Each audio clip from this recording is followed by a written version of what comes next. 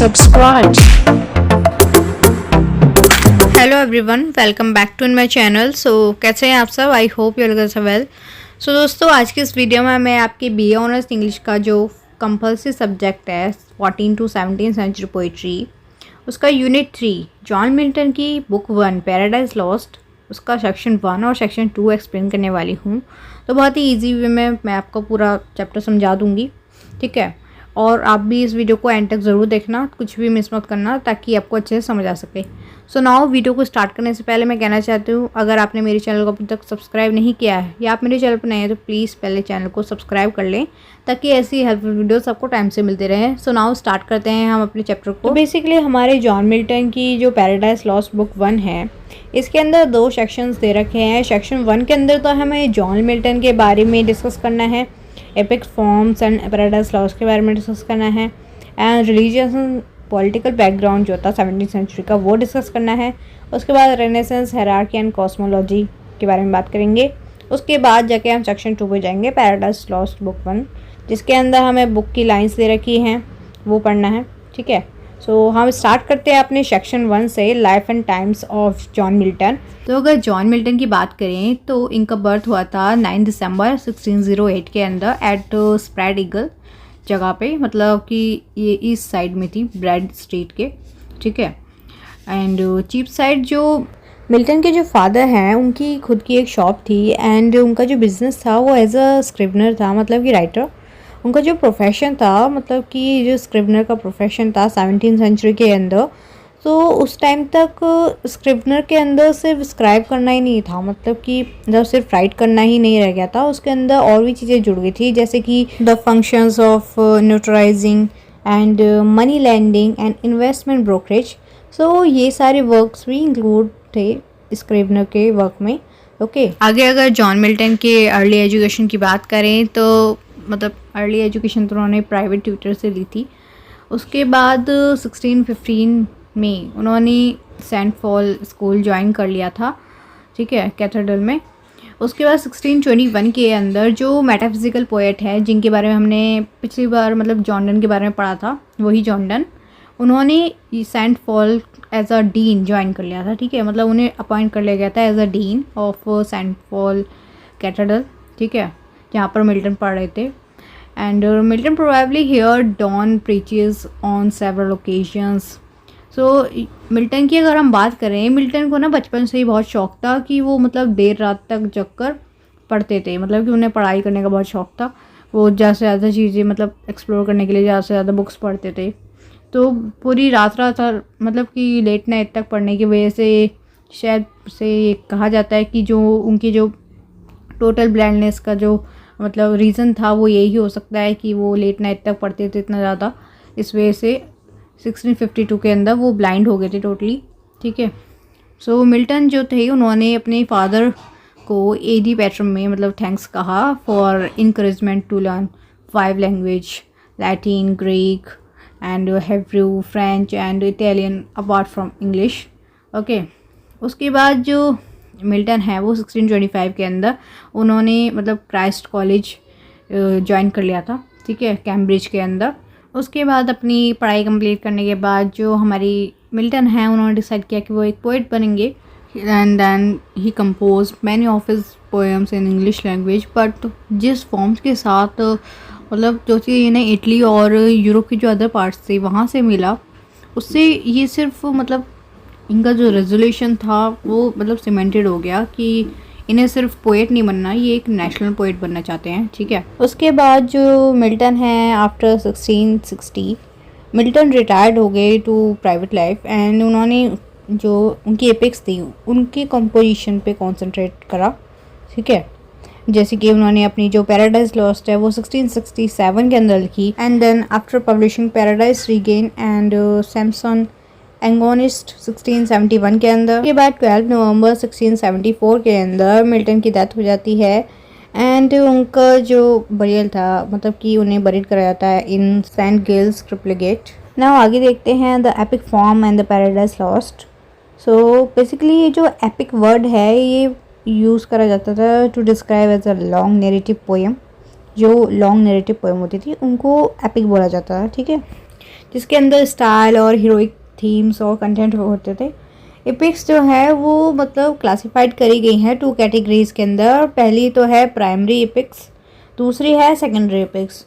सो हमारी जो अर्ली और प्राइमरी एपिक्स है उनके अंदर आती है इलेड और द ओडिसीज ऑफ होमर, जो हमने पहले पढ़ा था सेमेस्टर 1 के अंदर।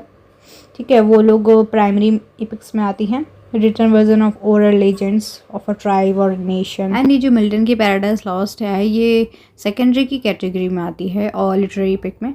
ठीक है, सो बेसिकली हमारी जो प्राइमरी एपिक्स होती हैं वो एशियंट होती हैं, उनका जो ओरिजिन और जो कैरेक्टर्स होते हैं वो एशियंट होते हैं। Since they were recited and sung orally by birds who relied on memories, improvisations to produce an evocating effects on their audience। मतलब कि अपने ऑडियंस के ऊपर एक स्ट्रॉन्ग इफेक्ट डालने के लिए ये लोग एक गाने की तरह पूरी जो एपिक होती थी उसे प्रेजेंट करते थे। ठीक है, गाकर, और मतलब कि वो एक मेमोरी की तरह मतलब उनके सामने लाई जाती थी, मतलब ताकि बहुत ज़्यादा इफेक्टिव लगे वो ऑडियंस को। एंड जो हमारी प्राइमरी एपिक्स होती हैं वो बहुत ही spontaneous and free grand style में होती है। ठीक है, और जो लोग मतलब कि जो पोएट्स लिटरेरी और सेकेंडरी एपिक्स के जो पोएट्स होते थे वो अदर हैंड एक इफेक्टिव ग्रैंडोर को क्रिएट करते थे, मतलब कि एक consciousness elevation of his poetic style. And ये जो हमारी पैराडाइज लॉस्ट है ये डील करती है with a Lofty subject of justification, कि किस तरीके से जो गॉड है वो मैन के साथ जस्टिफाई करते हैं, मतलब जस्टिफिकेशन करते हैं। ठीक है, is well known for Milton use of grand style. मतलब ये जो चीज़ है पैराडाइज लॉस्ट के अंदर, ये मिल्टन का एक जो मतलब उसने एक ग्रैंड स्टाइल यूज़ करा है उस चीज़ के लिए जानी जाती है। ठीक है, सो आगे की कहानी में हमें समझ आएगा कि बेसिकली क्या कहना चाहते हैं, क्योंकि हम जब पूरी कहानी पढ़ेंगे तो हमें समझ आएगा अच्छे तरीके से ना। आगे अगर मैं बात करूँ 17th सेंचुरी के रिलीजियस एंड पॉलिटिकल बैकग्राउंड की, सो आप लिटरेचर का कोई भी एज ले लो, उसके अंदर उस टाइम का जो सोशल, रिलीजियस, पॉलिटिकल फैक्टर्स होते हैं वो सारे उस लिटरेचर एज में मतलब उन सारी चीज़ों का इन्फ्लुएंस रहता है। ठीक है, सो यहाँ पर जो मिल्टन की व्यूज़ हैं, उसकी जो राइटिंग्स हैं, उन सब के अंदर मतलब कि मिल्टन के टाइम पे, मतलब कि मिल्टन की जो एज थी उस टाइम पे जितने भी इवेंट्स हुए थे उन सारी चीज़ों के ऊपर एक डीप इम्पैक्ट छोड़ती है। ठीक है, सो एज जो डेविड डिचेस हैं उन्होंने पुट की है कि the great debate on religion and politics which divide the English nation in the middle of the 17th century. मतलब कि जो डेविड डिचेस हैं इन्होंने मतलब रिलीजन के ऊपर, पॉलिटिक्स के ऊपर ग्रेट डिबेट करी है जो कि डिवाइड करती है इंग्लिश नेशन को in middle of 17th century, जो कि हेल्प करता है डिटरमाइन करने में course of Milton career and shape of his literary ambitions.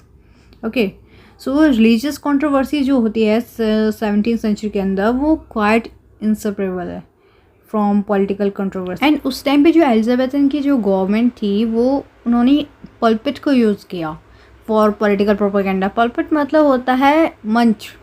Okay, and Stuart की जो गवर्नमेंट आई उसने भी सेम किया।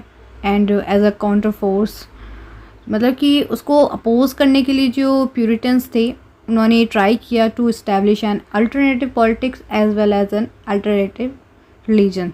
मतलब ये जो इनके जो अपोजिशन में थे इन लोगों ने ट्राई किया कि ये लोग अल्टरनेटिव पॉलिटिक्स और अल्टरनेटिव रिलीजन को इस्टेब्लिश कर दें। ओके, एंड देन 1660 के अंदर जब प्यूरिटन्स का रूल इंग्लैंड में एंड हो गया था और उनकी जगह पे जो चार्ल्स सेकंड थे वो थ्रोन पे आ गए थे, तो वो जो कुछ सब्सिक्वेंट ईयर्स थे ना वो रेफ़र करते हैं to as a restoration period. मतलब कि वो रीस्टोरेशन पीरियड था with an obvious reference to the restoration of monarchy and theatres in England. मतलब कि जब मोनार्की और जो थिएटर्स थे इंग्लैंड में वो रीस्टोर हुए। ठीक है, सो जो रीस्टोरेशन का जो पीरियड था तो उस टाइम पे जो थिएटर थे वो रीओपन हुए with a new and added vigour after 18 years. Okay, so ये तो हो गई हमारी 17th सेंचुरी की religion and politics background, political background के बारे में बात। सो नाउ अब हम अपनी सेक्शन 2 को डिस्कस कर लेते हैं, Paradise Lost book 1। So firstly we discuss about introduction Paradise Lost का। सो बेसिकली अगर मैं पैराडाइज की मतलब बताऊँ, पैराडाइज का मतलब होता है स्वर्ग। ठीक है, सो ये जो हमारी पैराडाइज लॉस्ट है ये 12 बुक्स में डिवाइडेड है, ठीक है। सो इसके अंदर हमारे पास जो सिलेबस है इसके अंदर हमें से बुक 1 पढ़नी है, ठीक है। सो इसकी जो जितनी भी बुक्स हैं उनके अंदर हमें सैटर्न की स्टोरी बताई गई है एंड उसके जो फॉलोअर्स थे जिनको निकाल दिया गया था हेवन से, क्योंकि उन्होंने मतलब कि रिवेल किया था अगेंस्ट गॉड, ठीक है। और जो सैटर्न है वो उसने मतलब कि गॉड से बदला लेने के लिए कि मतलब गॉड ने उन्हें मतलब हेवन से बाहर निकाल दिया, इस वजह से उनसे बदला लेने के लिए जो गॉड की जो क्रिएशन है एडम एंड ईव उनको हार्म करना चाहा, ठीक है, कि बदला लेने के लिए हम उनको हार्म करेंगे एडम एंड ईव को, ठीक है। So rest of the poem जो है वो जो सैटर्न का जो डिस्पाइट है मतलब कि जो सैटर्न की जो धोखाधड़ी और मतलब कि जो चालाकी है वो सारी चीज़ें इसके अंदर हम जानने वाले हैं पोएम के अंदर, ठीक है। वो सब चीज़ें हैं इसके अंदर।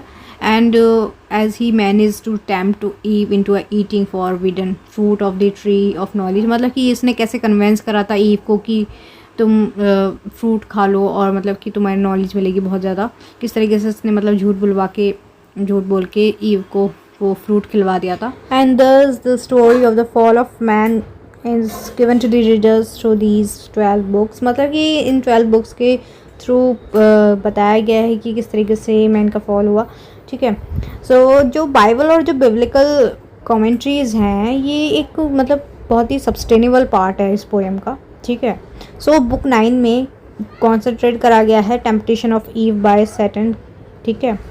एंड जो बुक की स्टार्टिंग होती है मतलब बुक जो है वो बिगिन होती है with the conversation between Adam and ewe, मतलब उनके बीच में बातचीत हो रही होती है, जहाँ पर जो ईव है वो सजेस्ट कर रही होती है एडम को कि हमें मतलब कि अलग अलग होकर काम करना चाहिए for large amount of gardening work, मतलब एक गार्डन के लिए मतलब काम करने के लिए अलग अलग होकर काम करना चाहिए, ठीक है।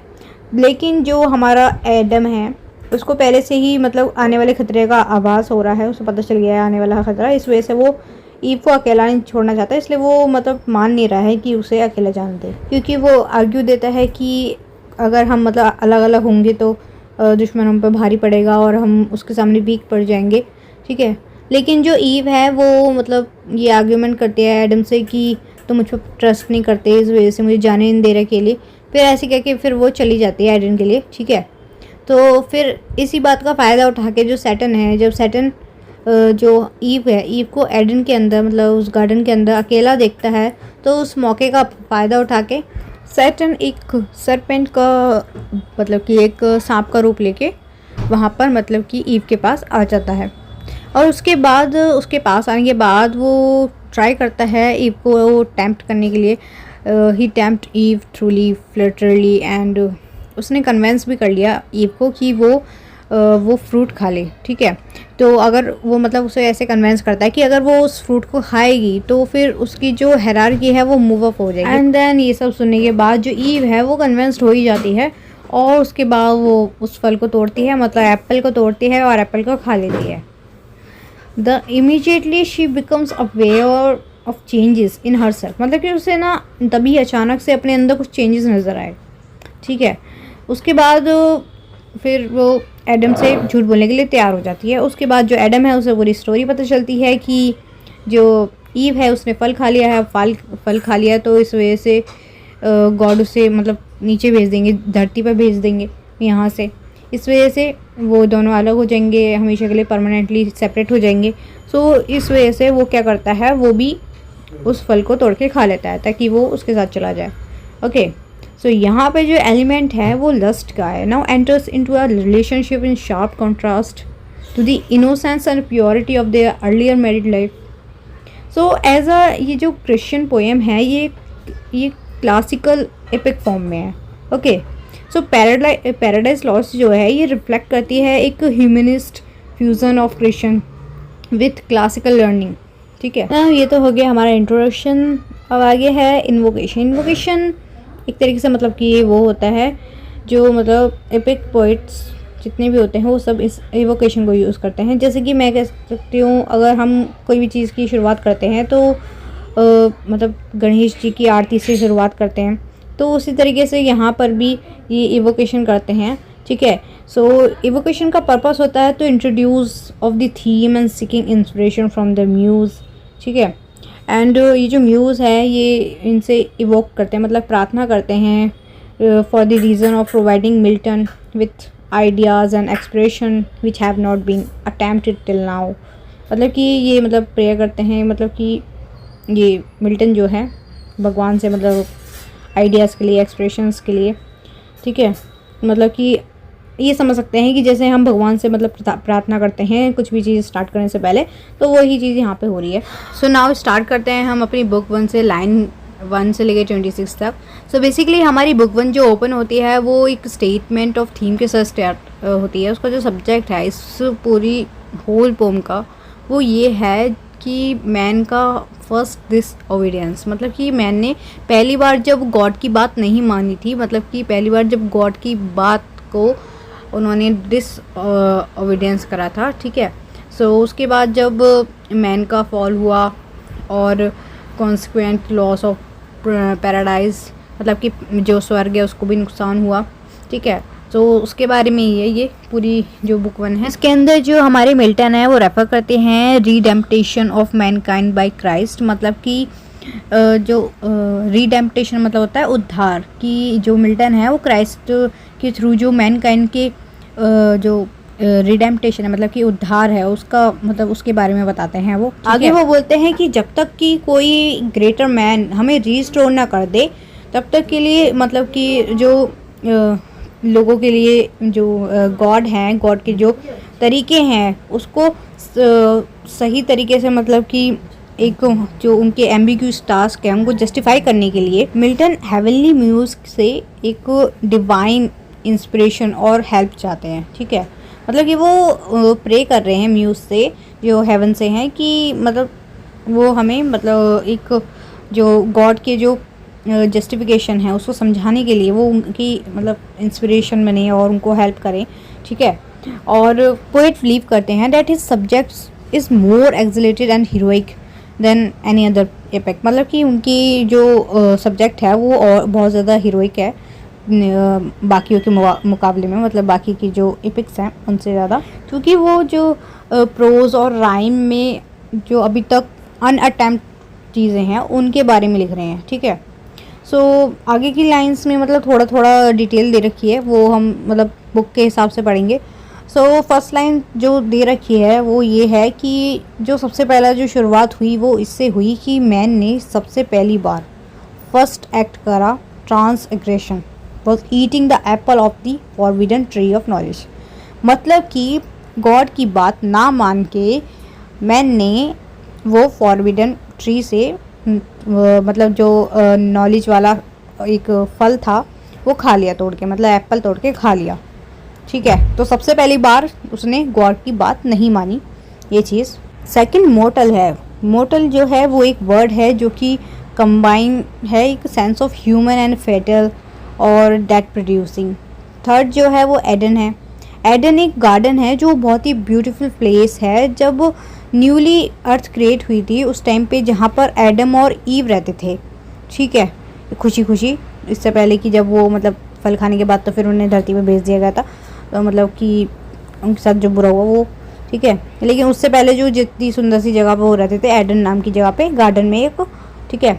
और चौथी चीज़ जो है वो है one greater man. One greater man यहाँ पे क्राइस्ट को कहा गया है। Christ in a theological tradition वो एक सेकंड एडम माने जाते हैं, ठीक है। सो जो क्राइस्ट हैं वो माना जाता है कि उन्होंने जो मैन हैं उन्हें अपॉर्चुनिटी रिगेन कराने के लिए उन्होंने अपना बलिदान करा, उन्होंने सुप्रीम सेक्रीफाइस करा। फिफ्थ जो है वो एक ब्लिसफुल सीट है, मतलब कि पैराडाइज मतलब स्वर्ग, ठीक है। When all weakness is dissolved after last judgement earth and heaven shall be blissful, मतलब कि जब सारे पाप डिजॉल्व हो जाएंगे लास्ट जजमेंट में तो अर्थ और हेवन में खुशी आ जाएंगी, ठीक है। सिक्स जो है हमारा म्यूज़ के बारे में, सिक्स है हेवनली म्यूज़। सो हेवनली म्यूज़ क्या है, वो एक स्पिरिट ऑफ गॉड है। सो बेसिकली मिल्टन ने इस एपिक के अंदर फॉलो करा है conversation of invocation to the muse, मतलब कि उन्होंने म्यूज़ से प्रार्थना की है, जैसे कि हमने स्टार्टिंग में बताया था, म्यूज़ से उन्होंने इवोक किया है, प्रार्थना की है। But with the difference that his muse is no classical symbol of poetry, but इस डिफरेंस के साथ कि जो म्यूज़ है वो इसके अंदर मतलब जो पोइट्री है उसके अंदर नो क्लासिकल सिंबल है, ठीक है। तो 7th है हमारा ओरिव और सिनाई के बारे में बताया है। ये क्या है, ये एक माउंटेन का टॉप है जो कि गॉड ने सेट करा है कि मतलब वो उस जगह पे म्यूज से कम्युनिकेट करते हैं, ठीक है। कम्युनिकेशन के लिए उन्होंने वो जगह रख रखी है माउंटेन के टॉप पे, जिसे ओरिव और सिनाई बोला है, ठीक है। ये almost receive the law from God, the 10 commandant. So next है हमारा सेफर्ड। सेफर्ड कौन है? सेफर्ड है मूस। मूस वो जब वो शेफर्ड था मतलब चरवाहा था। सो जब गॉड ने पहली बार उससे बात की थी when he worshipped on the mount Horeb, तो उन्होंने सबसे पहली बार कोशिप चढ़ाते हुए देखा था। उसके बाद उन्होंने कहा कि अब तुम लोगों के शेफर्ड बन जाओ, मतलब कि तुम लोगों के चरवाहा बन जाओ, ओके। एंड 9 और 10 में मतलब 9 और 10 की लाइन में बिगनिंग में म्यूज़ हमें बताते हैं कि स्टार्टिंग में गॉड ने हेवन और अर्थ का क्रिएशन किया था, मतलब अर्थ और हेवन बनाया था। उस टाइम में कोई भी फॉर्म नहीं थी, मतलब कोई भी चीज़ उन्होंने क्रिएट नहीं करी थी अर्थ पर रहने के लिए। तो इस वजह से जो गॉड है उन्हें सिर्फ वाटर के ऊपर अपना ही फेस दिखता था, कुछ और दिखता नहीं था, ठीक है। सो आगे अकॉर्डिंग टू मिल्टन वो बोलते हैं कि गॉड ने जितना भी सब कुछ क्रिएट किया है वो जो उससे क्रिएट करा है, ओके। एंड सियोन हिल के बारे में बताया है, ये मतलब हिल ऑफ जेरूसलम है, ठीक है। एंड सिलो के बारे में बताया है the broke and pool near the temple of Jerusalem, ठीक है। मतलब ये जो है सिलो ये एक पूल है near the temple of Jerusalem, जो जेरूसलम का जो टेम्पल है उसके नियर जो एक पूल है वो स्लो है, ठीक है। सो आगे की लाइंस देखते हैं, लाइन 27 से 83 तक। सो अगर मैं बात करूँ जो बुक 1 है, इसके अंदर बाकी की बुक में उनके बारे में बताया गया है, मतलब जिन एंजल्स को हेवन से निकाल दिया गया था और हेल में डाल दिया गया था क्योंकि उन लोगों ने गॉड के खिलाफ रिवेल किया था, ठीक है। वो लोग रिवेलियंस थे, ठीक है, जिनके अंदर उनका जो लीडर था मेन वो था सैटन। एंड सैटन के साथ और भी लोग थे उसके फॉलोअर्स। तो उन लोगों को गॉड ने हेवन से निकाल के हेल में डाल दिया था, ओके। मतलब कि स्वर्ग से निकाल के नर्क में डाल दिया था। एंड वो जो नर्क बनाया गया था वो इसलिए डिज़ाइन करा गया था ताकि उन्हें मतलब एटर्नल पनिशमेंट मिले, मतलब आजीवन पनिशमेंट मिले उन्हें, ठीक है। और मिल्टन ने ना यहाँ पर हेल को मतलब दोनों के नज़रिए से बताया, मतलब कि सैटन के नज़रिए से कैसा है और जो थर्ड पर्सन नरेटर है उसके पॉइंट ऑफ व्यू के हिसाब से कैसा है, ठीक है। सो इसके अंदर दोनों पॉइंट ऑफ व्यू बताए हैं हमारे मिल्टन ने। और ये जो हेल है ये एक hopeless and disappear burning with a fire all around, मतलब कि वहाँ पर होपलेस वो जगह है पूरी और मतलब आग लग रही है चारों तरफ, मतलब हेल में इस तरीके से, मतलब कि सब डर के रहें उन्हें पनिशमेंट मिले, इस तरीके का माहौल है वहाँ पर, ठीक है। एंड एज जो सैटन है वो मतलब इस अपनी जो कन्फ्यूजन है उससे जागता है जब, तो वो देखता है कि उसका जो सेकंड कमांड मतलब उसके साथ जो था दूसरा उसका साथी बेल्जेव वो भी उसके साइड में खड़ा था। और उसके बाद फिर वो जो प्रेसिडिंग इवेंट्स थे देयर मिजरेबल कंडीशन उनके बारे में बात करने लगते हैं, ठीक है। और जो सैटन है वो डिसाइड करता है कि हम कभी भी गॉड से माफ़ी नहीं मांगेंगे, हम कभी भी हार नहीं मानेंगे और हम गॉड के ख़िलाफ़ मतलब कि साजिश करेंगे, उनसे लड़ेंगे, ठीक है।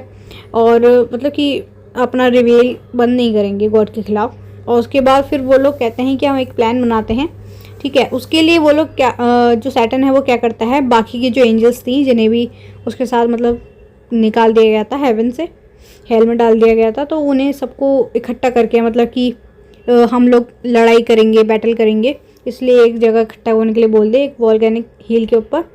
और उसने एक बहुत अच्छी सी स्पीच दी ताकि उन लोगों के अंदर हिम्मत आए, जोश आए लड़ने के लिए। और उसके साथ साथ उसने क्या किया, एक बहुत ही बड़ा सा सुंदर सा एक काउंसिल चैम्बर बनाया जहाँ पे वो लोग मीटिंग कर सकें, एक बड़ी सी जगह में बनाया वो बहुत अच्छी तरीके से, जिसे मिल्टन पेंडोमोनियम कहता है, ठीक है। और जहाँ पर जितनी भी मतलब फॉलन एंजल्स थी मतलब जिनको निकाल दिया गया था वो मतलब बहुत सारी थी, इन्फिनाइट नंबर में थी और मतलब एकदम एक साथ एक चैम्बर के अंदर इकट्ठी होकर उन लोगों ने मीटिंग करने के लिए वो जगह चुनी थी, ठीक है। जैसे कि कोई मधुमक्खी का छत्ता होता है तो वहाँ पे एक छत्ता लगा रहता है ना, उसी तरीके से यहाँ पर भी बहुत सारी एंजल्स थी जिन्हें निकाल दिया गया था, वो सब सैटर्न की फॉलोअर्स थी, ठीक है। और वहाँ पे मिलकर उन्होंने फर्स्ट काउंसिल करी थी हेल के अंदर, ठीक है। एंड 27 एंड 28 के अंदर हेवन एंड हेल, ये जो लाइन थी इसके अंदर जो मिल्टन है वो म्यूज़ से ये कह रहे होते हैं कि आपसे ना तो हेवन छुपा है ना ही ये हेल छुपा है, ठीक है, आपकी नज़रों में दोनों हैं, हेवन और हेल।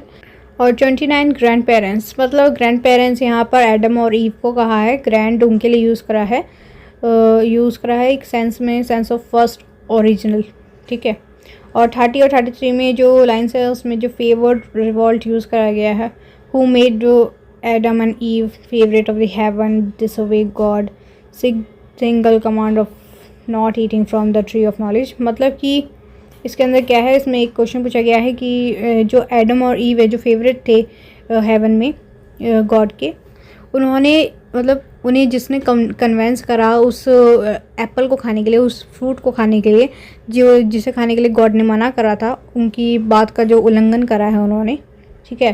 एंड इन्फर्नल सर्पेंट, मतलब कि जो सैटन है वो सर्पेंट बन के आया था, मतलब सांप बन के आया था उसके पास, ईव के पास, जब उसे अकेला पाया था तो उसके पास आके उसने फिर उसे कन्वेंस करा था कि तुम इस एप्पल को खा लो, ठीक है। नाउ 35 एंड 40 सटायर्ड हार्ट, मतलब कि जो सैटन था उसने मतलब उसे जलन हो रही थी कि मतलब उसे बदला लेना था गॉड से, ठीक है। तो उसके लिए उसने क्या सोचा था कि जो गॉड की क्रिएशन है, मतलब कि गॉड ने जो क्रिएट करे हैं एडम और ईव, जो उनको बहुत फेवरेट हैं, तो उनको ही करप्ट कर देते हैं, ये करते हैं। तो उन्होंने क्या करा, उन्होंने सोचा कि हम ईव को करप्ट कर देते हैं। तो after he cast out of heaven with the other रिवेल एंजल्स, मतलब कि जब जो सैटन है, सैटन को हेवन से निकाल दिया था बाहर उसके एंजल्स के साथ बाकी के, ठीक है। तो उस चीज़ का बदला लेने के लिए कि वो लोग चाहते हैं कि ईव को भी करप्ट कर दें वो लोग with the help of these angels. And उसने सोचा कि वो सुपीरियर हो जाएगा सब में, कि वो इवन गॉड को भी चैलेंज कर सकता है, वो मोस्ट हाई बन जाएगा, मतलब सुपीरियर हो जाएगा वो सब में, ये सोचा उसने। 41 and 44 if he almighty power, जो सैटर्न है and his angels waged a war against a god but his attempts were doomed to fail, मतलब कि जो सैटर्न है उसने सोचा कि हम बैटल करेंगे गॉड के खिलाफ। तो जब उन्होंने मतलब अपनी एंजल्स के साथ मिलकर गॉड से बैटल करी तो वो लोग उसमें फेल हो गए, ठीक है। एंड प्रेडिक्शन क्या है, जहाँ पर जब एक आदमी सीन करता है, मतलब कि पाप करता है, उसके बाद डेथ के बाद जो वो जाता है वो हेल होती है, ठीक है, हेल में जाता है। The bottomlessness of perdition signify the eternal nature of the punishment, मतलब कि जो उसका मतलब कोई बॉटम नहीं होता उस प्रेडिक्शन का, इसलिए वो सिग्निफाई करते हैं एटर्नल नेचर ऑफ पनिशमेंट को, ठीक है, मतलब कि कभी ना ख़त्म होने वाली punishment, okay. And 48 Adam time क्या है, इम्प्रिंस एंड अनब्रेकेबल चेन, मतलब कि जो चेन्स कभी टूट नहीं सकती उनके अंदर बांधा होना, ठीक है। और 49 है ओमनीपोटेंट क्या है कि गॉड के पास सारी पावर है, मतलब गॉड इतने पावरफुल है कि उन्हें कोई हरा नहीं सकता। तो यहाँ पर इस लाइन से क्वेश्चन रेज होता है about pre destination and free will, कि अगर गॉड ओमनीपोटेंट है मतलब ऑल पावरफुल, एंड ओमनीसिकेंट मतलब ऑल सीइंग, मतलब वो सब जानते हैं, सब देख सकते हैं, वो पावरफुल है, why did he not prevent the fall of man, कि उन्होंने जब ये होने जा रहा था कि वो फल, उन्हें पता था कि अगर ये फल खा लेगी तो जो मैन है मैन को फॉल होगा, मतलब कि जो मनुष्य है मनुष्य का पतन होगा, उन्हें ये पता था, तो फिर उन्होंने इस चीज़ को होने से क्यों नहीं रोका, ओके। नेक्स्ट लाइन्स में 50 से 52 तक 9 कर्व का मतलब है कि 9 डेज तक सैटर्न और जो सैटर्न की फॉलन एंजल्स थी, मतलब उसके फॉलोअर्स, वो लोग 9 दिनों तक हारते रहे, ठीक है। एंड 53 54 कंफाउंडेड थॉट, सैटर्न जो था वो कंफ्यूज था और डूम्ड था, डूम्ड मतलब अपराधी, ठीक है, to an eternity of pain due to his immorality, मतलब कि उसकी ये जो डूम मतलब वो जो अपराधी था इस वजह से उसे मतलब आजीवन दर्द मिलने वाला था, क्योंकि उसकी इमोरलिटी की वजह से, इस वजह से क्या है उसे गुस्सा आ जाता है। और नेक्स्ट है 55 लॉस्ट हैप्पीनेस लास्टिंग पेन, मतलब कि इस चीज़ के अंदर बोला गया है कि जो सैटर्न था वो इस बात से टॉर्चर हो रखा था, मतलब कि ये बात सोच सोच के कि मैंने मतलब आज तक जितने भी मतलब मुझे प्लेजर्स मिले हैं हेवन में रहकर, अब मुझे वो दोबारा एक्सपीरियंस करने के लिए नहीं मिलेगा, ठीक है। As well as the never ending pain that plagued him now, मतलब कि अब ऐसा उसे पेन मिल जाएगा जो कभी ख़त्म नहीं होगा, मतलब क्योंकि वो हेल में उसे भेज दिया गया है। नेक्स्ट है 56 से 60 के लाइन्स में, राउंड ही वाइल्ड, मतलब कि जो सैटर्न है वो अपने आसपास देखता है एंड वो देखता है डूम्स को और decay of his fellow fallen angels, मतलब उसके जो और जो साथी थे वो भी उसके आसपास जितने भी थे उनको देखकर उसकी जो मतलब हेट था, मतलब जो नफ़रत थी गॉड के लिए, वो और भी ज़्यादा स्ट्रॉन्ग हो जाती है। एंड 61 से 62 एवरीवेयर का जो वर्ड यूज़ किया गया है वो इसलिए यूज़ करा गया है कि जो सैटर्न है वो देखता है ही ओनली सो फ्लेम्स, मतलब कि वो ही सिर्फ मतलब फ्लेम्स को देख सकता है, ठीक है।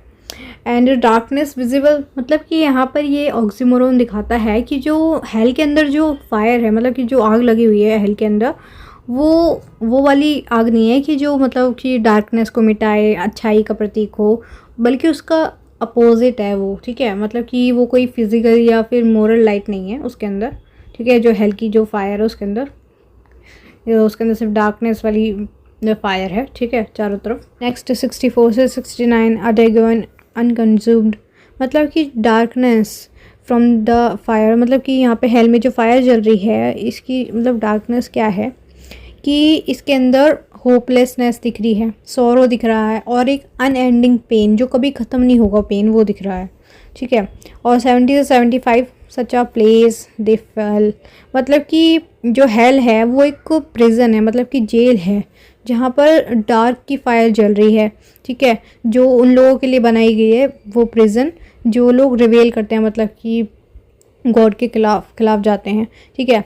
एंड मतलब कि it is a furthest from heaven and from God, this place is completely different from the place of the, मतलब कि ये जो प्लेस है हेल ये बिल्कुल अलग है जो हेवन है उससे, क्योंकि बिल्कुल अपोजिट है उसके। हेवन बहुत अच्छी और सुंदर जगह जहाँ पे सारी सुख सुविधा होती हैं, बट इसके अपोजिट में जो हेल है वहाँ पर दुख है और सारी बुरी चीज़ें हैं, मतलब कि वहाँ पे कोई खुश नहीं रह सकता ऐसी जगह पे है, ठीक है।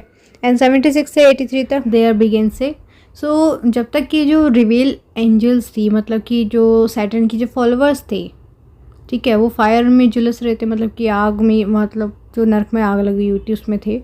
तो उस बीच में जो सैटर्न है वो बेल्जियम को, मतलब जो उसका सेकेंड कमांड था, ठीक है, उसको नोटिस करता है एंड सैटर्न अब बोलना स्टार्ट करता है इसे देखने के बाद।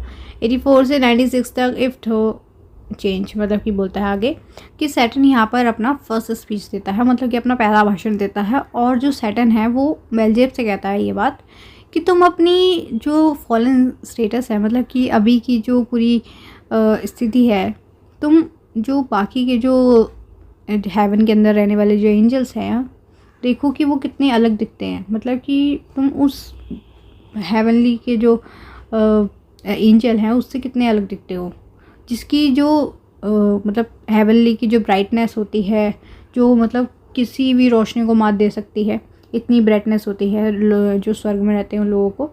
लेकिन तुमने एक बार मेरे साथ स्वर्ग को, मतलब कि स्वर्ग में जो रिवेल करा था उसमें शामिल हुए थे, उसकी वजह से अब हम फिर एक साथ इस मतलब स्थिति में आ गए हैं कि जो गॉड हैं, गॉड ने भी हमसे जब लड़ाई करी तो हम हार गए, ठीक है, मतलब कि हम फेल हो गए उसमें भी, कि हमें मतलब उसमें पता चला कि गॉड हमसे बहुत ज़्यादा पावरफुल है, ठीक है।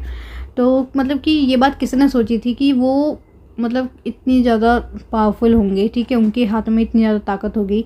हालांकि हमारा जो मतलब रिवेल है उसकी विजेता ने हमें बहुत ज़्यादा तकलीफ़ दी है, ठीक है, भले ही उसने हमें बहुत ज़्यादा तकलीफ़ क्यों ना दी हो, लेकिन मैं इस बात का रिपेंट नहीं करता, मतलब कि इस बात का पश्चाताप नहीं करूँगा, ठीक है। सैटर्न कह रहा है ये बात बेल्जियम से कि भले ही जो गॉड है उन्होंने मुझे इस बात के लिए कितनी भी सज़ा क्यों ना दिया, कितनी भी दर्द क्यों ना दिया हो, बट मैं फिर भी इस बात का पश्चाताप नहीं करने वाला हूँ, ठीक। तो इस स्पीच के थ्रू जो सैटर्न है उसने अपने आप को खुद को एक मतलब हीरोइक उसमें दिखाया है, मतलब पूरी तरीके से हीरो के रूप में उसने अपने आप को प्रेजेंट किया है, ठीक है।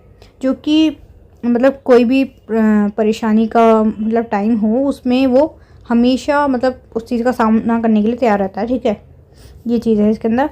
और जो मतलब पश्चाताप करने वाली बात है उसमें वो ये कह रहा है कि मैं चाहे कुछ भी हो जाए मैं पश्चाताप नहीं करूँगा।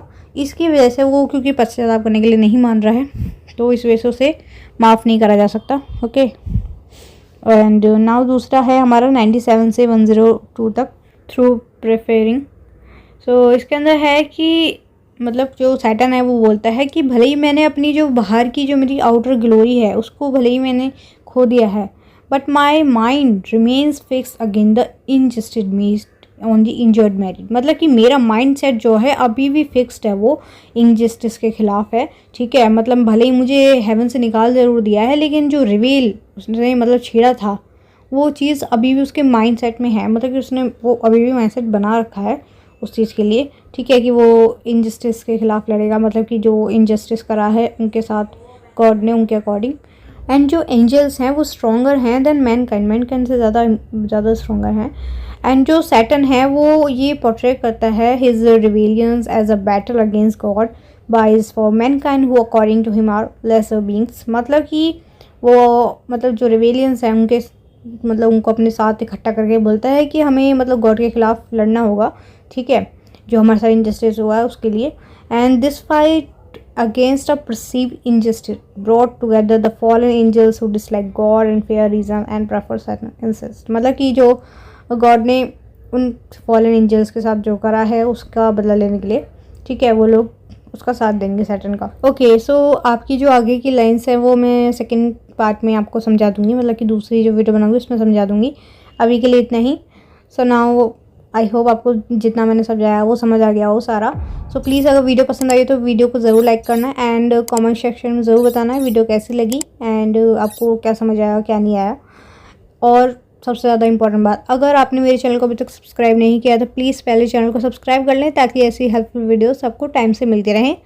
सो now thank you so much for watching. मिलते हैं नेक्स्ट वीडियो में। Bye bye.